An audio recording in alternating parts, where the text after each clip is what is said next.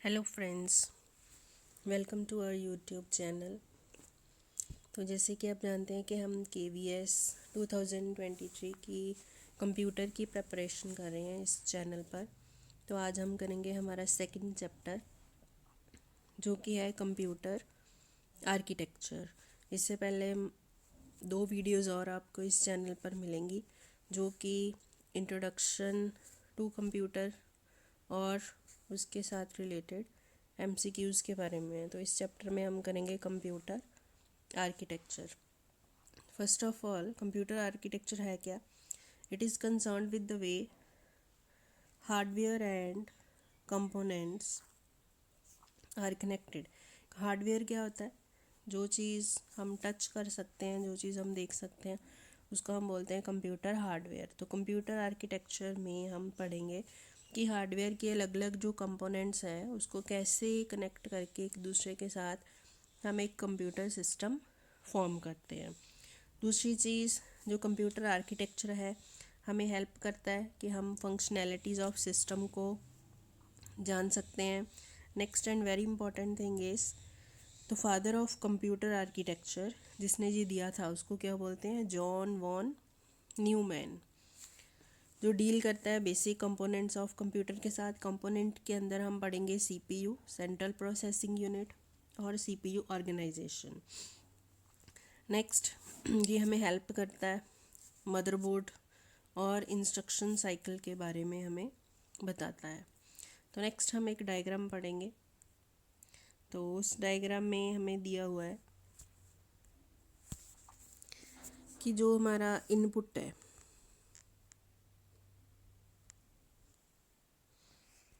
जी। तो नेक्स्ट हम करेंगे कंप्यूटर आर्किटेक्चर में हम एक डायग्राम पढ़ते हैं कि कंप्यूटर आर्किटेक्चर में हम तीन चीज़ें मेन पढ़ते हैं। एक हमारा होता है इनपुट, दूसरा होता है हमारी मेमोरी यूनिट, थर्ड होता है आउटपुट यूनिट।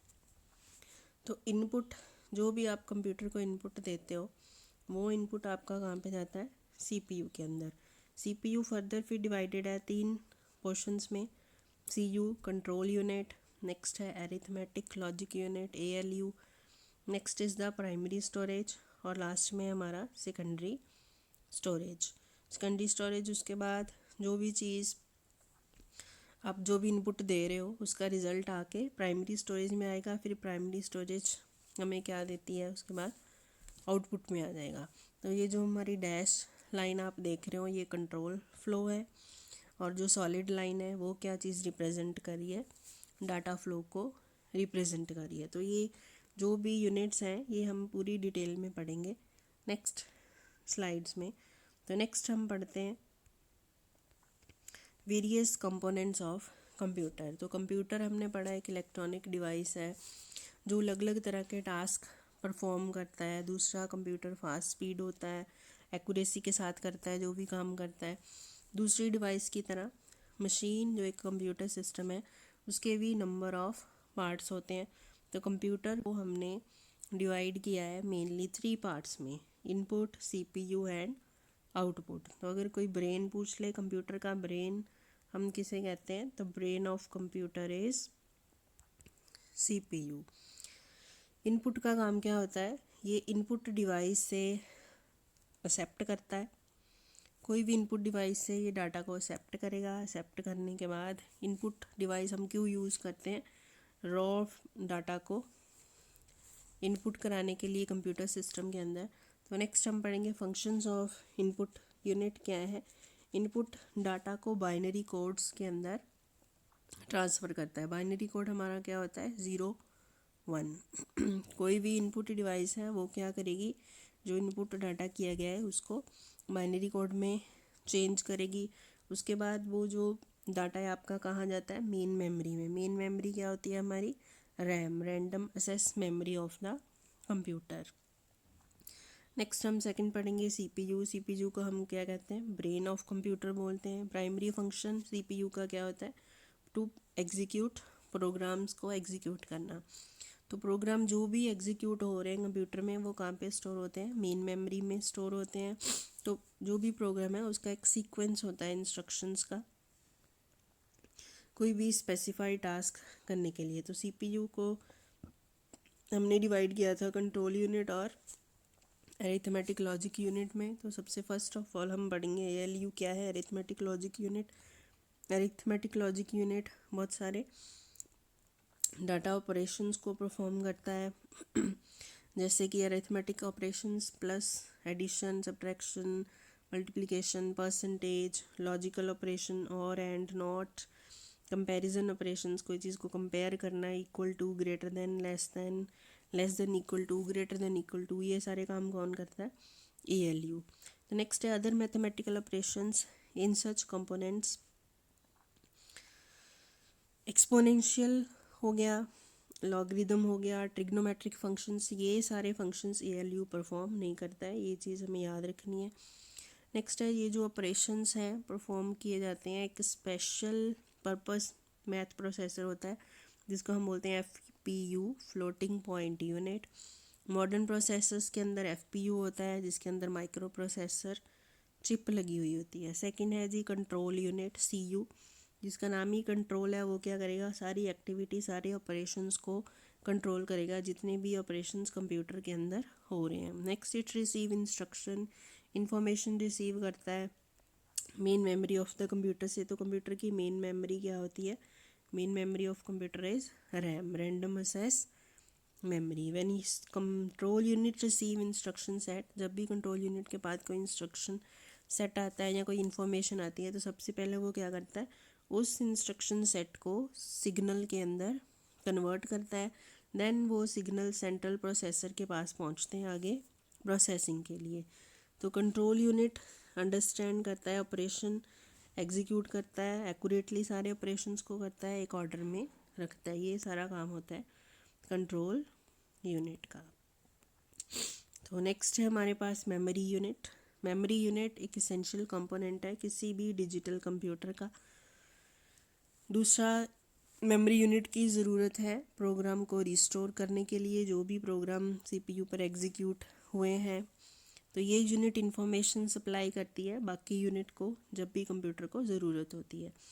तो मेमोरी यूनिट के अंदर एक प्राइमरी मेमोरी है, दूसरी है हमारी सेकेंडरी मेमोरी। मेमोरी यूनिट के फंक्शन क्या है, ये सारे के सारे डाटा को स्टोर करके रखती है, इंस्ट्रक्शंस को भी स्टोर करती है प्रोसेसिंग के लिए। दूसरा, ये प्रोसेसिंग का रिज़ल्ट स्टोर करके रखती है, फाइनल रिज़ल्ट प्रोसेसिंग का, before this result released to कोई भी आउटपुट डिवाइस को रिलीज़ करने से पहले ये जो भी प्रोसेस हुआ है उसके रिज़ल्ट को स्टोर कर लेती है। This is the function of memory unit. Next is the micro processor. तो एक इम्पॉर्टेंट बात यहाँ पे है, माइक्रो प्रोसेसर जो है उसको हम हार्ट ऑफ कंप्यूटर भी बोलते हैं। तो CPU जो बना हुआ होता है, कंट्रोल सेंट्रल प्रोसेसिंग यूनिट, एक सिंगल इंटीग्रेटेड सर्किट के ऊपर पूरा बना हुआ होता है जिसको हम क्या बोलते हैं, माइक्रो प्रोसेसर बोलते हैं। माइक्रो प्रोसेसर प्रोग्रामेबल है, मल्टीपर्पज़ है, क्लॉक ड्राइवन है, रजिस्टर बेस्ड है, इलेक्ट्रॉनिक डिवाइस है। ये बाइनरी इंस्ट्रक्शंस को पढ़ेगा, 0 और 1 इसकी जो लैंग्वेज है सिर्फ उसको पढ़ेगा। स्टोरेज डिवाइस है जिसको हम मेमोरी बोलते हैं। बाइनरी डाटा को ये एक्सेप्ट करता है, इनपुट प्रोसेस करता है और फिर बाद में हमें क्या देता है, आउटपुट देता है। तो this is very important. The first micro processor जो था इंटेल 4004 था, 1971 में टेड हॉफ ने दिया था और फेडरिको फैगिन, ये दो साइंटिस्ट हैं, इन दोनों ने माइक्रो प्रोसेसर दिया था। तो इस जनरेशन का माइक्रो प्रोसेसर है वो 4 बिट है, सेकेंड जनरेशन जो है वो है हमारा 8 बिट। ऐसे ही थर्ड जनरेशन में डबल हो जाएगा 16 bit, fourth 32, fifth generation latest है उसमें माइक्रो प्रोसेसर 64 बिट का। माइक्रो प्रोसेसर को फर्दर डिवाइड कर दिया गया है 3 कैटेगरीज में, RISC risk processor, six processor और स्पेशल प्रोसेसर। तो ये 2 मेजर प्रोसेसर्स हैं आर्किटेक्चर के। सिस्क की अगर हम फुल फॉर्म देखते हैं तो complex instruction set computer, risk है रिड्यूस्ड इंस्ट्रक्शन सेट कंप्यूटर, और जो रिड्यूस्ड है ये बहुत ही ज़्यादा एफिशिएंट है। नेक्स्ट हम बात करेंगे मदरबोर्ड की। मदरबोर्ड को बोला जाता है main board, system board, base board, planar board, ये सारे इसके नाम हैं। लॉजिक बोर्ड, तो ये मेन प्रिंटेड सर्किट बोर्ड भी इसको बोलते हैं, printed circuit board PCB general purpose computer के अंदर या बाकी सिस्टम के अंदर होता है, या मदरबोर्ड कनेक्ट होता है सीपीयू के साथ, memory, hard drives, optical drive, sound card, बाकी के पोर्ट्स के साथ कनेक्ट होता है मदरबोर्ड। दूसरा, इसको हम बैकबोन ऑफ द कंप्यूटर भी बोलते हैं। तीन चीज़ें हमने पढ़ी है। सीपीयू को हम बोलते हैं brain of computer, micro processor को हम बोलते हैं हार्ट ऑफ कंप्यूटर, और अभी थर्ड हो गया मदरबोर्ड को हम बोलते हैं बैकबोन ऑफ कंप्यूटर। नेक्स्ट हम पढ़ेंगे BIU, बस इंटरफेस यूनिट। इसकी फुल फॉर्म इम्पॉर्टेंट है। BIU क्या करती है, एक फंक्शन प्रोवाइड करती है जब हमने डाटा ट्रांसफ़र करना होता है between the execution unit of CPU and components of computer system. जो CPU के बाहर लाई कर रहा है सिस्टम, उसके बीच में, और एग्जीक्यूशन यूनिट ऑफ CPU, दोनों के बीच में डाटा ट्रांसफ़र करना है तो क्या यूज़ करेंगे, बस इंटरफेस यूनिट का यूज़ होगा। हर एक कंप्यूटर के अंदर 3 different type of buses available है ये इंफॉर्मेशन एक पार्ट से दूसरे पार्ट तक कैरी आउट करने के लिए।